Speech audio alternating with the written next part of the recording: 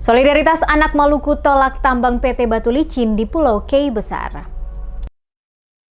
Sejumlah mahasiswa dari berbagai perguruan tinggi di kota Ambon yang tergabung dalam Solidaritas Anak Maluku menggelar aksi demonstrasi menolak aktivitas pertambangan PT Batu Licin di Pulau Kei Besar, Kabupaten Maluku Tenggara. Aksi unjuk rasa berlangsung di depan kantor Gubernur Maluku pada Senin 16 Juni dengan massa mengenakan kain merah di kepala dan lengan sebagai simbol identitas adat Maluku. Sebagian peserta juga mengenakan pakaian adat Maluku Tenggara serta membawa spanduk berisi tuntutan penolakan terhadap tambang. Koordinator aksi Fadel Notanubun dalam orasinya mengatakan bahwa aktivitas tambang PT Batu Licin merusak lingkungan dan mengancam nilai-nilai adat masyarakat di wilayah Ohoe Nerong dan Ohoe Mataulat, lokasi operasi tambang tersebut. Menurut Notanubun, perusahaan diduga melanggar sejumlah regulasi termasuk ketentuan yang melarang pertambangan di pulau-pulau kecil. Yang merujuk pada keputusan Presiden yang menyatakan Pulau Kei Besar dengan luas sekitar 550 km persegi sebagai bagian dari pulau kecil yang harus dilindungi. Lebih lanjut, ia menyoroti praktik pembelian lahan oleh perusahaan dengan harga rendah yaitu Rp8.000 per meter persegi.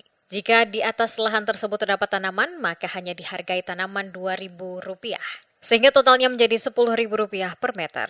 Notanubun juga menyebut adanya perubahan sepihak dalam kontrak kerjasama dari 3 tahun menjadi 15 tahun, serta dugaan intimidasi terhadap warga yang menolak kerjasama dengan pihak perusahaan. Kegiatan aksi demonstrasi ini sebagai bentuk penolakan terhadap aktivitas PT Batu Licin yang kemudian sementara beroperasi di Pulau Kei Besar, khususnya di Ohoe Nerong dan Ohoe Mataulat. Kenapa kami melakukan aksi penolakan? Karena dengan pertimbangan beberapa regulasi PT Batu Licin itu telah menyalahi aturan tersebut, dan hingga hari ini Bapak Gubernur Maluku selaku penanggung jawab tertinggi di provinsi itu diam. Padahal izin usaha pertambangan galian C yang kemudian dilakukan di Kei Besar itu ada di Dinas ESDM Provinsi Maluku. Untuk alasan itulah kami selaku anak adat Pulau Kei Besar dan juga Kepulauan Kei serta beberapa teman-teman masyarakat adat dari 11 kabupaten kota yang ada di Maluku turut hadir menyuarakan persoalan ini, karena bagi kami praktek pertambangan ilegal seperti ini bisa saja terjadi di beberapa wilayah yang ada di Maluku juga.